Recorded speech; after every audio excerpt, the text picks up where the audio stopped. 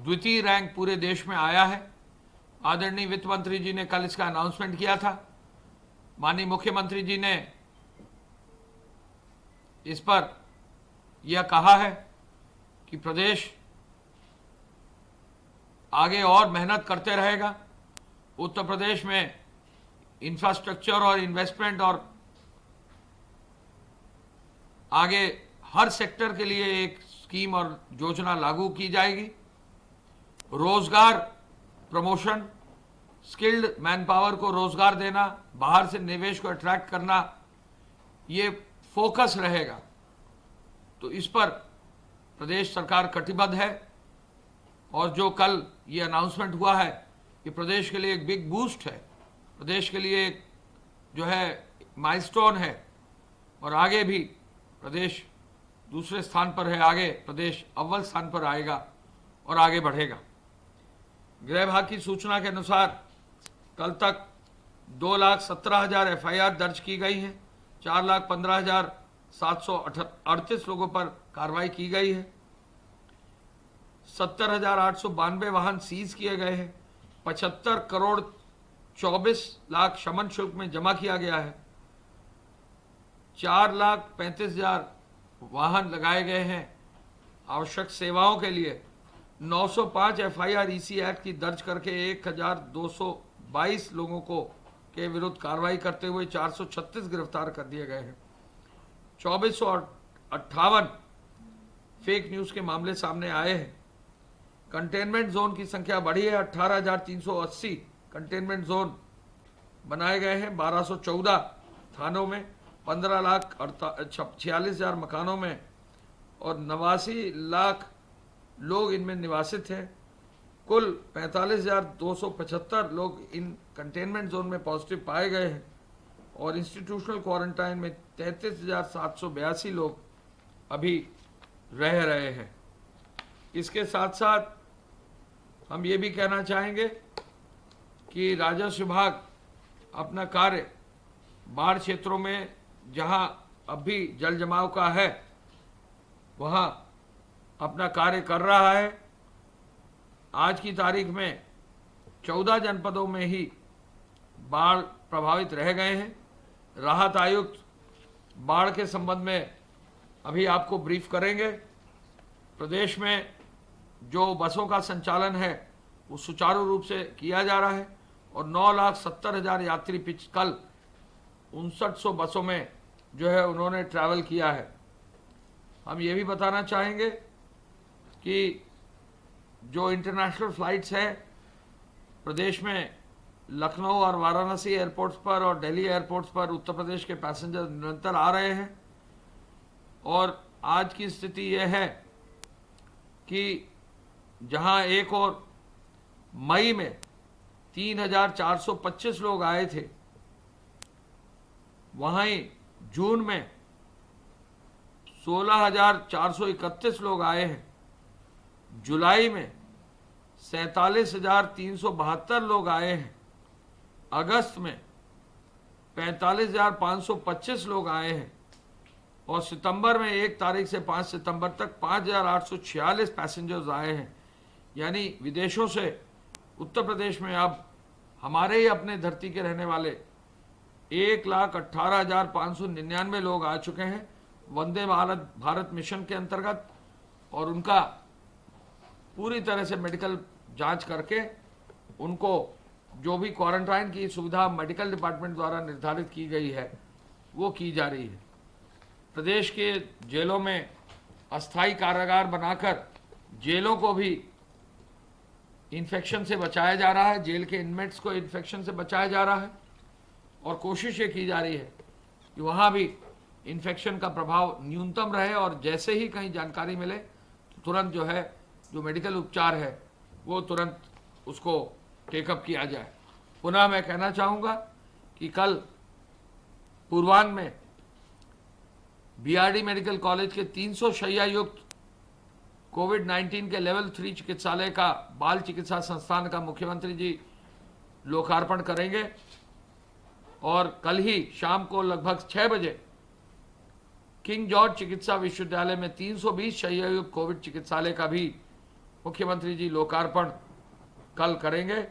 इन दोनों कार्यक्रम में चिकित्सा शिक्षा मंत्री जी यानी वित्त मंत्री जी सुरेश खन्ना साहब रहेंगे, संदीप सिंह साहब माननीय राज्य मंत्री जी भी रहेंगे लखनऊ में, और आदरणीय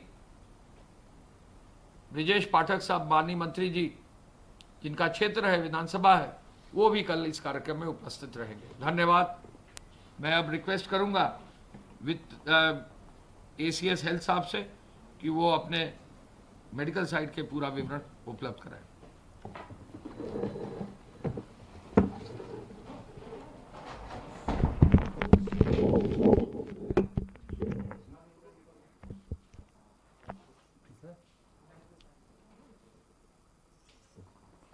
कोरोना वायरस के संबंध में प्रदेश की स्थिति इस प्रकार है। विगत 24 घंटों में प्रदेश में संक्रमण के 6,777 नए प्रकरण सामने आए हैं। इस समय प्रदेश में एक्टिव इन्फेक्शन के केसेस की कुल संख्या 61,625 है। जो व्यक्ति संक्रमित होने के पश्चात उपचारित होकर डिस्चार्ज किए जा चुके हैं, उनकी संख्या अब 2 लाख के पार हो चुकी है। उनकी संख्या आज 2,07,38 हो गई है। जो लोग संक्रमित हुए अभी तक मार्च से सितंबर 6 तक, उनमें से कुल 3,920 लोगों की मृत्यु हुई है। कल प्रदेश ने टेस्टिंग में अपना एक नया बेंचमार्क स्थापित किया, और जो हम बार बार हम लोग कह रहे थे कि हम अपनी क्षमता को हम 1.5 लाख ले जा रहे हैं, कल प्रदेश ने 1,55,946 सैंपल्स की जांच की, और इस प्रकार से अब कुल मिलाकर के प्रदेश में 65,969 सैंपल्स की जांच की जा चुकी है, जो कि देश के किसी भी प्रदेश के लिए सर्वाधिक है। कल जनपदों के द्वारा प्रयोगशालाओं को RT-PCR की जांच के लिए 43,538 सैंपल्स भेजे गए। 5-5 सैंपल के 1,727 पूल लगाए गए पूल टेस्ट में, और उनमें 219 में पॉजिटिविटी देखी गई। इसी प्रकार से 10-10 सैंपल के 185 पूल लगे, और उनमें 29 में पॉजिटिविटी देखी गई। प्रदेश में जो 61,625 एक्टिव केसेस हैं, इनमें से 32,094 इस समय उन्होंने होम आइसोलेशन का विकल्प चुना है। अपने घर पर रह के ही वो स्वास्थ्य लाभ कर रहे हैं, और जब से होम आइसोलेशन का विकल्प प्रदेश में दिया गया है, उस समय से अब तक 1,23,802 लोग होम आइसोलेशन का विकल्प ले चुके हैं, और उनमें से 91,708 लोगों का होम आइसोलेशन का पीरियड समाप्त भी हो चुका है। भुगतान के आधार पर प्राइवेट अस्पतालों में 2,783 लोग अपना इलाज करवा रहे हैं, और सेमी पेड L1+ कैटेगरी में इस समय 253 लोग हैं जो अपना स्वास्थ्य लाभ कर रहे हैं।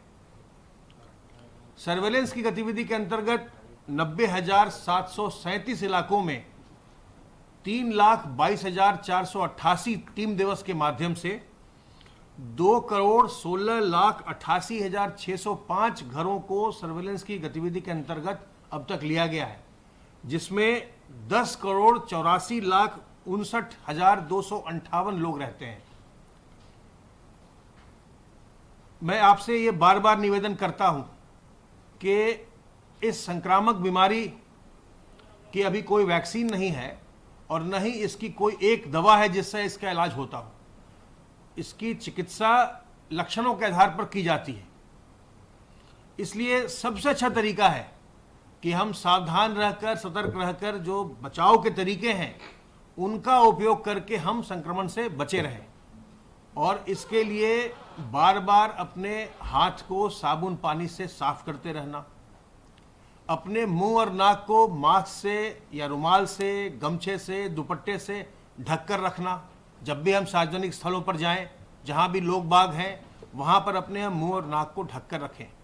ये बहुत ही कारगर तरीका है बचाव का, और अगर आप इसे नहीं ढकते हैं तो आप पर हर बार, जितनी बार भी आप बिना मुंह और नाक ढके हुए सार्वजनिक स्थलों पर पाए जाएंगे, उतनी बार आप पर 500 रुपए का जुर्माना भी हो सकता है। तो ऐसी स्थिति क्यों आए? आप अपने मुंह और नाक को ढक करके संक्रमण से बचिए, और उसके अलावे जहां भी कहीं आप जाइए, लोगों से 2 गज की दूरी बनाइए। अगर आप लोगों से 2 गज की दूरी मेंटेन करेंगे तो संक्रमण की संभावना नगण्य हो जाती है। और इसका लाभ ऐसा नहीं है कि केवल आपको कोरोना वायरस में मिलेगा, इसका लाभ आपको और भी कई बीमारियों से बचाव में मिलेगा, जैसे H1N1, जिसे हम स्वाइन फ्लू भी कहते हैं। अब आगे आने वाले समय में अक्टूबर से फिर H1N1 की घटनाएं भी, प्रकरण भी सामने आने लगते हैं। H1N1 के संक्रमण का भी यही तरीका है, वो भी पर्सन टू पर्सन ट्रांसमिशन होता है, और वही मुंह और नाक के जो ड्रॉपलेट्स होते हैं उससे वो ट्रांसमिशन होता है। इसी प्रकार जो जाड़े में इन्फ्लुएंजा होता है, उसका भी यही माध्यम है, यही तरीका है संक्रमण का। तो अगर आप मुंह और नाक को अपने ढक कर रखेंगे, मास्क से, रुमाल से, गमछे से, दुपट्टे से, और लोगों से दूरी मेंटेन करेंगे, तो आप इन बीमारियों से भी बचेंगे। कोरोना वायरस के अलावा इन बीमारियों से भी बचेंगे। और साथ ही साथ अगर आप अपने हाथ को बार बार साफ सुथरा करते रहेंगे, बार बार धोते रहेंगे, तो संक्रमण नहीं आएगा। और अगर आप अपने घर के सभी लोगों को इस चीज़ को सिखाएंगे, बताएंगे, तो जो बच्चों में डायरिया, डिसेंट्री होती है, जिसके कारण से बहुत सारे बच्चों की जान भी चली जाती है, वो भी नहीं होगा। तो ये जो बचाव के तरीके हैं कोरोना वायरस के लिए, ये कई अन्य बीमारियों से भी आपको और आपके परिवार को बचाते हैं। तो मेरा अनुरोध है कि जो सावधानी के तरीके हैं, बचाव के तरीके हैं, उनका पालन जरूर करिए, क्योंकि ये जो संक्रामक बीमारी है किसी का लिहाज नहीं करती, न उम्र का लिहाज करती है, न जाति धर्म का लिहाज करती है, न लिंग का लिहाज करती है, और न ही आपके स्टेटस का लिहाज करती है, हैसियत का लिहाज करती है। गरीब हो, अमीर हो, किसी को भी ये बीमारी हो सकती है। तो अगर आप में लक्षण आए तो तत्काल अपनी जांच कराइए। मन में न तो हीन भावना लाइए, न अगर किसी को कोरोना हुआ तो उसके प्रति दुर्भावना लाइए। तत्काल अपनी जांच कराइए। जांच की व्यवस्था और इलाज की व्यवस्था सरकार की ओर से बिल्कुल निःशुल्क है। अपनी जांच करवाइए। अगर संक्रमण पाया जाएगा तो आपके इलाज की व्यवस्था होगी, और अगर आप समय पर अपनी जांच करवाएंगे, समय से उपचार प्रारंभ करेंगे, तो बिल्कुल स्वस्थ हो जाएंगे। 10-12 दिन में आप बिल्कुल स्वस्थ हो जाएंगे। किसी प्रकार के मन में न तो उलझन लाइए, न घबराइए, बिल्कुल आप स्वस्थ हो जाएंगे। लेकिन अगर विलंब करेंगे, अगर रोग को छुपाने की कोशिश करेंगे, तो जटिलताएं आ सकती हैं, फिर दिक्कत होती है। इसलिए तत्काल जैसे ही लक्षण लगे, अगर आपकी सांस फूल रही है, बार बार खांसी आ रही है, आपको बुखार हो रहा है, या आपके स्वाद और गंध की क्षमता का ह्रास हो रहा है, loss of smell and taste हो रहा है, तो तत्काल अपनी जांच कराइए। जांच कराकर आश्वस्त हो लीजिए कि संक्रमण नहीं है, और अगर संक्रमित है तो अपनी इलाज करवाइए, अपना इलाज करवाइए, चिकित्सा करवाइए, बिल्कुल स्वस्थ होकर फिर अपने काम में लगिए। सावधान रहिए, सतर्क रहिए, संक्रमण से बचे रहिए, स्वस्थ रहिए और प्रसन्न रहिए। अब अनुरोध करूंगा मैं राहत आयुक्त से।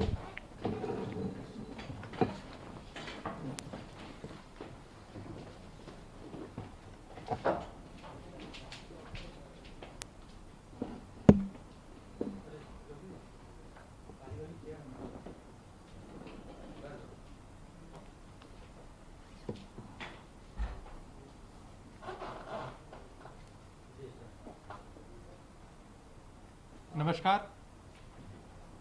वर्तमान में प्रदेश में अंबेडकर नगर, अयोध्या, आजमगढ़, बलिया, बाराबंकी, बस्ती, देवरिया, फर्रुखाबाद, लखीमपुर खीरी, कुशीनगर, मऊ, संत कबीर नगर तथा सीतापुर, इन जनपदों के 346 गांव बाढ़ से प्रभावित हैं।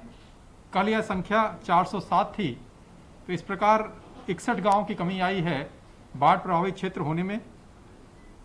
इन 346 गांव में से आबादी में जो गांव हैं वह 106 हैं, तथा शेष 240 गांव में सिर्फ कृषि क्षेत्र प्रभावित हुआ है, वहां पे आबादी प्रभावित नहीं है। जो आबादी जहां पे जिन गांव में प्रभावित हुई है, उन 106 गांव का विवरण इस प्रकार से है। इन 106 गांव में से 71 गांव में आंशिक रूप से जलभराव है वर्तमान में, 10 गांव मरूंड हैं तथा 25 गांवों में कटान हो रही है, वो ये सूचित किया गया है। तो इस प्रकार आबादी जिन क्षेत्रों में आबादी प्रभावित है, जिन गांवों में आबादी प्रभावित है, उन गांवों की संख्या में लगातार कमी आ रही है। कल यह संख्या 157 थी, आज यह संख्या 106 है। तो लगातार बाढ़ की स्थिति में प्रदेश में सुधार परिलक्षित हो रहा है। खतरे के निशान से ऊपर बहने वाली नदी सिर्फ गंगा है, जो अभी बलिया गायघाट में अपने खतरे के निशान से 54 सेंटीमीटर ऊपर बह रही हैं। माननीय मुख्यमंत्री जी ने निर्देश दिए हैं समस्त जनपदों को कि जब जनपद के समस्त वरिष्ठ अधिकारी कटान प्रभावित क्षेत्रों का निरीक्षण करें, क्योंकि जलस्तर घटने में प्रायः कटान ज़्यादा होता है। और उन्होंने यह भी निर्देश दिए हैं कि आवश्यक रिपेयर सामग्री की पर्याप्त उपलब्धता सुनिश्चित की जाए, जिससे कि नदी किनारे रहने वाले गांवों को बाढ़ के कारण हो रहे कटान से बचाया जा सके। मुख्यमंत्री जी ने यह भी निर्देश दिए हैं कि प्रदूषित जल जनित व वेक्टर जनित रोगों, जो हमारे वाटर बाउंड डिसीजेज हैं या वेक्टर बाउंड डिसीजेज हैं, इनकी रोकथाम हेतु आवश्यक कार्रवाई की जाए तथा इन रोगों के उपचार हेतु समुचित दवाइयों का पर्याप्त स्टॉक भी जनपदों में सुनिश्चित किया जाए। मुख्यमंत्री जी के निर्देश के अनुसार लगातार राहत के कार्य किए जा रहे हैं। विगत 24 घंटों में बाढ़ प्रभावित क्षेत्रों में 1036 लोगों को राशन किट उपलब्ध कराई गई है और इस प्रकार अब तक कुल वितरित राशन किटों की संख्या या खाद्यान्न किटों की संख्या 1,87,212 है। इसी प्रकार जो तिरपाल का वितरण किया जा रहा है, अब तक 3,44,668 मीटर तिरपाल का वितरण प्रभावित परिवारों को किया जा चुका है। चूंकि जल स्तर में लगातार कमी आ रही है, वर्तमान में 94 नाव प्रभावित क्षेत्रों में लगाई गई हैं, जिसके माध्यम से सुगम आवागमन सुनिश्चित किया जा रहा है। 384 बाढ़ चौकियां स्थापित की गई हैं, जिसके माध्यम से लगातार बाढ़ की स्थिति पर नजर रखी जा रही है तथा विभिन्न विभागों से समन्वय स्थापित कर जरूरी राहत कार्य किए जा रहे हैं। अब तक प्रदेश में पशुओं हेतु 540 पशु शिविरों की स्थापना की जा चुकी है, जिसके माध्यम से 7,54,975 पशुओं का टीकाकरण किया गया है। 4,807 क्विंटल भूसे का वितरण किया गया है। जैसा कि माननीय मुख्यमंत्री जी लगातार निर्देश दे रहे हैं, 351 मोबाइल मेडिकल टीमों के माध्यम से प्रभावित क्षेत्रों में उनके द्वारा दौरा किया जा रहा है तथा लोगों हेतु जितनी भी चिकित्सा की सुविधा है वह उपलब्ध कराई जा रही है। प्रदेश में सर्च एंड रेस्क्यू हेतु एनडीआरएफ की 10 टीमें, एसडीआरएफ की 7 टीमें तथा पीएसी बाढ़ बटालियन की 9 टीमें, इस प्रकार कुल 26 टीमें प्रीपोजिशन्ड हैं तथा किसी भी आवश्यकता पड़ने पर उनके द्वारा सर्च एंड रेस्क्यू का ऑपरेशन किया जा रहा है। इस प्रकार प्रदेश में वर्तमान में बाढ़ की स्थिति में लगातार सुधार हो रहा है और किसी प्रकार की कोई भी चिंताजनक परिस्थिति परिलक्षित नहीं हो रही है। धन्यवाद।